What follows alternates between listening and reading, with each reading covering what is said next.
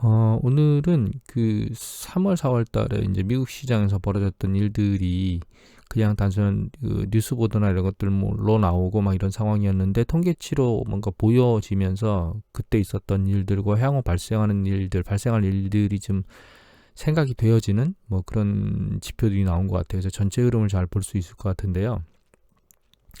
일단 여기 이제 어제 S&P 500 지수 뭐 다우 나스닥이 올랐어요. 근데 이제 흐름 자체는 예를 들면 뭐 S&P 500 같은 경우 이렇게 보면 장 초에 많이 떴다가 후반부로 갈수록 내려갔거든요. 다른 장들도 나스닥은 상대적으로 덜 밀려 내려왔네요. 다우는 떴다가 역시 S&P 500처럼 밀려 내려왔고, 근데 이유가 뭐냐면 이게 이제 어닝이 뭔가 히트를 쳤다는, 그러니까 어닝이 좋게 나왔다 이런 뜻이죠. 그다음에 이제 잡리스, 그러니까 이게 실업수당 청구 건수가 줄었다는 얘기인데, 우리 이익 같은 경우에도 막 확 예상치보다 크게 높았다 이런 개념은 아니고요. 상대적으로 선방했다 이런 의미의 기사들이 나와 있습니다. 그리고 실업수당 청구 같은 경우에는 이제 지난주에 한 3,800만? 아니 380만 정도 나왔는데 지금 310만 나왔거든요. 근데 어차피 이렇게 내려가는 방향인 걸 몰랐을까요? 알았는데 뭐 이거 나왔다고 좋아한다? 그래서 이제 그 매일 오르는 것에 대해서 기사는 그 이유를 그냥 찾을 뿐이지 그게 추세를 말하는 거 아니라는 건 이제 이해하셔야 되고, 다만 이제 잘 보시면 실업수당 청구 건수가 굉장히 많죠. 지금 3천만, 3,300만쯤 되겠네 이제. 그러니까 이게 실업수당을 청구하는 애들도 많은데, 여기 보시면 실제로 일자리도 줄었어요. 일자리가 얼마가 줄었냐면 67만 건이 줄었거든요. 67만 건이 줄었는데, 이게 이제 어떤 정도냐면 통상시에는 그냥 4만 건, 5만 건, 6만 건 이렇게 움직이던 게 3월달에 22만 건이 줄고 일자리가, 그다음에 거의 67만 건이 줄어서 거의 90만 건이 줄은 거예요. 두 달 만에. 근데 이게 왜 큰 거냐면 여기 보시면 2001년도니까 이때가 IT 버블 붕괴 때거든요. 그때도 여기 보시면 일자리 수가 뭐 20만 건 중반대 정도 주는 게 한 달에 일어나는 일들이었는데, 여기는 거의 그냥 67만 건이 거의 3배에 가까운 거가 갑자기 줄어든 거죠. 이게 갑자기 늘어날 수 있겠느냐, 이런 부분들은 좀 불가능한 게 아닌가 이렇게 생각을 해야 될 것 같습니다. 그리고 이미 보여드렸듯이 이제 이게 3월 대비 그 고용 숫자가 2천만 건이나 줄었잖아요. 일자리도 줄었지만 고용하려고 하는 의사들이 없는 거예요, 사실 기업들이. 이런 일들이 일어날 수밖에 없는 건 이미 말씀드렸지만 재고가 아직 빠지지 않은 상태에서 사람들의 소비가 어떻게 될지를 모르는 상황에 있으니까 결과적으로 재고를 조정시켜야 될 거고, 따라서 이제 가동률이 급격하게 떨어지니까 일자리들이 계속 뭐 실업이 양산되고 사람은 뽑지 않고 뽑으려고 하는 일자리 수 자체도 줄어드는 게 이제 발생하는 거죠. 문제는 이런 일들이 지금 끝이 아닐 수도 있다는 거예요. 물론 이제 이미 말씀드렸지만 레스토랑 같은 경우에는 이제 개업을 하게 되면 그 일단 그 요리하는 셰프도 있어야 되고, 그다음 서빙하는 사람들도 필요하니까 이제 락다운 했던 걸 풀게 되면 일정 수준 고용을 만들어질 거예요. 그런데 이제 기사 보도 중에 제가 여기 올리진 않았는데 이런 것도 있습니다. PPP 프로, 그러니까 그 급여 관련돼서 이제 지원해주는 프로그램이 그들이 일반적으로 받는 급여보다 높은 수준으로 있는 사람들이 있나 봐요. 그래서 그들이 이제 일자리로 나와서 일을 안 하려고 한답니다. 그냥 그거 급여 프로그램 받겠다는 거예요. 정책적으로 좀 잘못된 거죠, 이거는. 그런 무슨 상황도 발생하고 있고, 여기 보면 이제 연쇄부도 맡고 있는데 이제 항공업계가 연쇄부도를 맡고 있고, 뭐 한국만 그런 게 아니죠. 이 항공업계도 보시면 미국만 그런 게 아니고 영국, 독일, 루프트한자 뭐 하여튼 전 세계적으로 지금 난립니다, 항공 같은 경우에는. 근데 문제는 항공업계가 이렇게 되니까 이게 이렇게 된 게 이제 외국으로 나가는 여행자가 없는 거잖아요. 그다음에 이제 미국 같은 경우 락다운 시켰으니까 국내에서 도는 비행기도 못 돌고 뭐 이런 상황. 유럽은 유럽 지역에서 움직이는 것도 안 되고 이렇게 되니까 기존에 생산하고 있는 업체에서 주문도 취소되거나 안 되고 진행이 안 되고 수주도 안 해가고, 그러면 그거 만드는 회사의 다음 단계 이렇게 계속 줄도산의 위험성을 가지고 있는 거예요. 그 다음에 또 외국으로 놀러를 안 가니까 여행업체 쭉 줄도산. 그러면 뭐 소비 관련된 관광 소비 이런 것들이 막 연쇄적으로 난리를 치고 있는 상태입니다. 항공, 여기 보면 도미노인데 여기 여러 가지가 있죠. 유나이티드 항공 얘기가 나오는데 이건 왜 했냐면 이 법을 구제금을 받으면서 9월까지는 해고하면 안 된다 그랬거든요. 그러니까 10월부터 해고시키겠다고 얘기를 한 거예요. 유나이티드 항공에서. 그만큼 심각하다는 거죠. 이제 이거는 중저가 의류업체인데 파산. 이거는 그 렌터카 업체인데 지금 파산하는데, 이게 완성차 업체가 긴장된다고 나온 이유가, 이게 렌터카 업체가 파산하면 결과적으로 이 57만 대의 차량이 중고 시장으로 쏟아져 나오는 거죠. 그러니까 지금 같은 시장에 중고차 괜찮은 게 쏟아 나오면 이거를 사러 사람들이 가겠죠. 그럼 이제 자동차 완성차 업체에 이제 판매 영향이 있을 거라는 얘기입니다. 이건 백화점 이미 여러 번 있었고요. 근데 이제 이렇게 업종과 구분 없이 이거 말고 이제 에어비앤비도 있었죠. 여행, 그러니까 지금은 레스토랑, 뭐 그 레저 관광, 그러니까 전 산업의 쓰나미처럼 모두 다 실업의 상황이 발생하고 있는 거예요. 그 이 상황을 지금 그 경제가 재개되면 해결될 거라고 얘기하는데 우리 가장 먼저 했던 이제 중국 재개 상황이 이제 나오는데 여기 보시면 중요한 게 경기 신호가 안 보인다고 나와 있죠. 그 다음에 여기 보시면 이제 중국이 일자리 75%를 제공하는 게 중소기업인데 그리고 국내 총산의 60%를 차지하는데요. 미국하고 유럽의 수출이 급감했다는 거거든요. 근데 지금 중국에 대한 인식도 안 좋아지고 있는 데다가 이제 그쪽 미국, 유럽이나 뭐 전 세계가 활동이 제대로 안 이루어지니까 이 제조업 수출이 좀 쉽지 않겠죠. 근데 더 중요한 건 여기 보시면 이게 더 중요해요. 그 민간 중소기업의 약 40%가 생산의 절반 정도만 한다는 거예요. 그러니까 이미 재고가 쌓여 있기 때문에 이게 안 빠지니까 가동률을 높일 수가 없다는 뜻이에요. 그러니까 재개된다 하더라도 고용 부분은 확 그 좋아질 수가 없다라는 게 가장 근본적인 게요. 모두 회복한 데가 4%밖에 안 된다지 않습니까?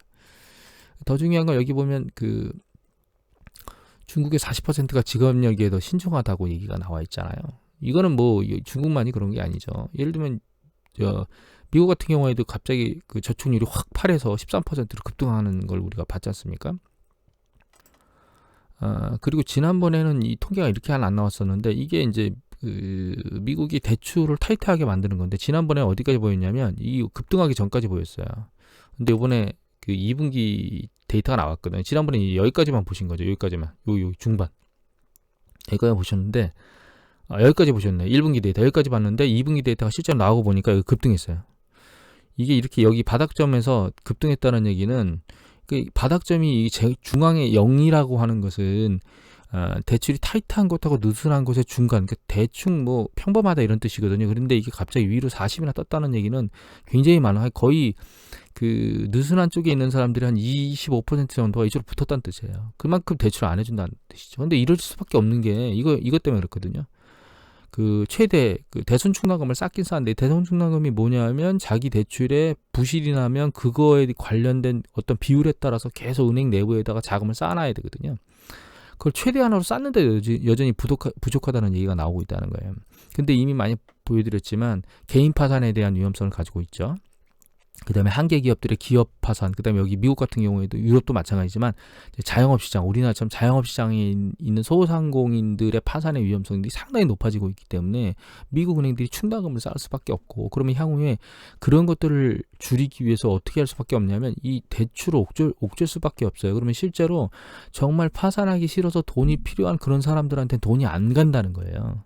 그러면 그 연쇄 파산을 막을 수가 없는 상황인 거죠. 제가 경기가 확장되면서 수축 국면으로 가면 신용 조정이 있어야 된다고 말씀드렸는데 그 신용 조정이라고 하는 거는 궁극적으로 일정 수준에 있는 사람들, 그러니까 일정 수준까지 은행이 대출을 해주지 않으면 파산하는 모든 사람들은 다 파산으로 몰려와요. 그게 끝나야 경기 사이클이 끝나게 되는 거거든요. 지금 그 과정이 초입에 와 있는 거예요, 사실은. 그걸 잘 이해하셔야 됩니다. 그러니까 이 얘기를 왜 드리냐면 향후에 뭔가 상황이 바뀐다 해서 그러니까 코로나 경제 재개가 되고 뭔가 이렇게 된다고 해서 단기간에 확 경제 시스템이 바뀔 수가 없어요. 물론 그런 기대감 때문에 주식 시장이 확 위로 들릴 수는 있는데 문제는 이런 것들은 결과적으로 기업의 이익이 위로 상승하기가 쉽지 않은 구조로 갈 수밖에 없거든요. 그럼 그게 주식의 가치의 고평가 논쟁을 계속 말할 수밖에 없고 그런 과정 안에서 매도 세력도 발생한다는 거예요. 결과적으로는 윗방향으로 머리를 치켜들고 무섭게 달려갈 일은 현재로서는 가능성이 굉장히 희박합니다. 사실은 경제 재개가 되고 트럼프가 그러니까 그 코로나가 대유행으로 그러니까 크게 번지지 않는 상태에서 그냥 잠잠한 상황으로 있다 하더라도 추세가 상승 추세로 전환되기는 어려워요, 사실은. 그때 여기 이제 김현석 씨 월스트리트 나우에 보면 이제 손성원 씨께서 인터뷰하신 내용이 있는데 이거 한번 필요하시면 찾아서 읽어보시기 바랍니다. 궁금하신 사항들이 다 나와 있어요. 여기 뭐 기축통화에 대한 문제라든가 이런 것들이 다 나와 있는데 그냥 제가 굳이 설명을 안 드려도 여기 쭉 잘 나와 있어요. 근데 이건 이제 이 내용을 제가 다 읽어드리진 않을 거고 여기 보시면 여기 보면 이제 정크본드 매입에 대한 내용이 나오고 있는데 그 정크본드를 매입하는 정책은 맞는 정책이 아니라고 보는 거거든요. 그 가장 중요한 게 이미 말씀드렸지만 이 페드가 신뢰성이 저하돼요. 그리고 정크본드를 사실 대규모로 매도할 수도 없습니다. 그러니까 연준이 가지고 있는 보유 자산이 부실화되면 그건 연준의 신뢰도의 문제거든요. 그래서 이건 좋지 않은 정책이기 때문에 한없이 할 수는 없고요. 일정 부분만 하는 겁니다, 사실. 그다음에 여기 보면 그 경기 부양 차원에서 막 줬잖아요, 이렇게. 근데 이제 문제는 효율성의 문제인데 여기 잘 보시면 2003년도에 조시부시 시행령 때도 2번 줬는데 25%만 썼어요. 나머지 다 저축한 거예요, 사실. 그리고 여기 이제 줬는데 부자들한테도 막 줬거든요. 그러니까 필요 없는 사람들은 받아봐야 쓰지도 않는다는 거예요. 그러니까 여러분들이 예를 들면 정부에서 재정정책으로 자금을 집행한다. 그럼 자금을 집행하는 게 중요한 거 아닙니다. 이미 제가 분석을 계속 해드렸지만 집행된 자금 시장 안에서 돌아야 돼요. 돌지 않으면 의미가 없는 거예요. 그 다음에 연준에서 채권을 매집해가지고 채권을 그 기업체가 자금 조달이 힘드니까 발행하는 채권들을 매집해 주잖아요. 그럼 그 발행한 채권을 매집해서 그 돈이 기업으로 들어갔는데 기업 안에서 멈춰 있고 밖으로 안 나오면 이게 무슨 얘기냐면 투자를 하고 고용을 안 하면 이거는 전혀 경제 발전에 의미가 없어요. 근데 기업체들한테 채권을 매집해 주는 그 돈들은 이미 예전에 기사에 보셨죠? 은행에 예금으로 쌓이고 있는 거예요. 왜냐면 자기가 언제 부도 날지 모르니까 쓰는 게 문제가 아니고 현재 현금 확보가 최선이라는 거예요. 그러니까 정부의 재정 정책과 연준의 통화 정책이 자금을 쏟아붓는다고 해서 그게 즉각적으로 뭔가 시장의 그러니까 그 경기를 확장시키는 국면으로 움직이지 않는다는 걸 잘 알고 계셔야 돼요. 그렇게 되려면 이미 보여드렸지만 재고 조정이나 이런 것도 일정 부분 있어야 되고 그런 것들은 시간이 필요해요. 왜? 심리적인 문제이기 때문에 그래요. 기업도 마찬가지고 가게도 마찬가지고 심리적으로 내가 안정된 상태가 됐다라고 인지되기 전까지는 결과적으로 경기 확장 국면을 돌아가는데 시간이 걸리는 게 문제라는 겁니다. 근데 문제는 그 과정 중에 지금 코로나의 문제가 여름에 지금 경제를 재개했을 때도 발생할 수 있지만 겨울에 2차 유행도 역시 발생할 수 있기 때문에 이 전체 상황을 완전히 잠재워줄 수 있는 어떤 요건은 사실 백신 말고는 없습니다, 사실. 근데 문제는 백신이 빨리 개발이 안 된다는 게 문제잖아요. 렘데시비르 얘기를 좀 많이 하는데 여기 보시면 이제 이미 방역당국에서 렘데시비르에 대해서 나왔어요. 초기 전파는 낮추기가 어렵다고 나왔는데 뭐라고 얘기를 하냐면 렘데시비르와 관련해서 제가 예전에 신종플루, 타미플루 얘기를 한번 드렸잖아요. 타미플루처럼 전파를 낮추는 효과는 기대하기가 어렵다는 거예요. 이게 치료제로 나와도. 그래서 뭐라고 되어 있냐. 렘데시비르가 중증 환자의 사용이 한정돼 있고 이들이 입원 기간을 줄이거나 치명률을 낮출 수 있다는 점에서 기대하지만 얘가 나와봐야 이게 지금 뭐 중증 환자들 치료하거든요. 이거 없어도. 뭐 입원 기간 좀 길면 어떻습니까? 결과적으로 렘데시비르는 아무런 의미가 없는 거예요. 지금 사실 코로나 사태에서. 뭐만 해주는 거냐. 길리어드사 배불려 주는 거 말고는 아무런 의미가 없어요. 이거 가지고 주식시장에 호재라고 생각하시는 건 전혀 잘못됐다는 거죠. 그래서 백신이 나오기 전까지는 이 문제가 해결되기가 쉽지가 않습니다.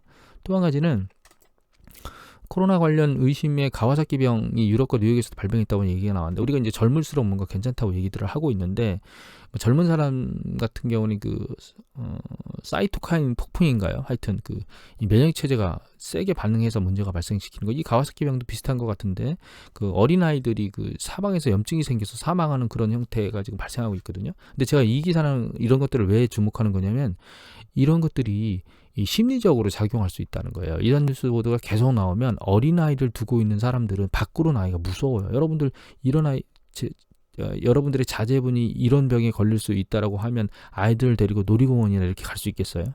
못 가거든요. 부모 입장에서 불안해서. 근데 이런 상황들이 있기 때문에 지금 경제 재개나 이런 것들로 뭐 바닥이다 어쩌고 저쩌고 막 이렇게 얘기하는 사람들이 많은데 바닥일 수는 없습니다. 그리고 위로 2019년도나 2016년도처럼 추세를 타고 계속 밀고 올라갈 수가 없는 상황이라는 걸 잘 이해하시면 됩니다. 아랫방향으로 곤두박질 치지 않는다 하더라도 일단 지금은 터널을 다 지나가지 못한 상황이라는 걸 잘 인식하시고 포트폴리오를 대응하는 게 가장 좋은 방법이고요. 이미 다시 말씀드렸지만 향후 2주 혹은 한 달간 5월달 내내 미국 시장의 코로나 확진자 수가 어떻게 움직이는지를 잘 보는 것이 현재로서는 이제 단기적으로 가장 중요한 키고 이제 개가 갑자기 쭉 올라가는 상황이 발생하면 주식시장에 단기적으로 급격하게 충격을 주는 상황도 발생할 수 있을 거라고 한번 생각을 해봐야 될 것 같습니다. 오늘 이것으로 마치도록 하겠습니다. 감사합니다.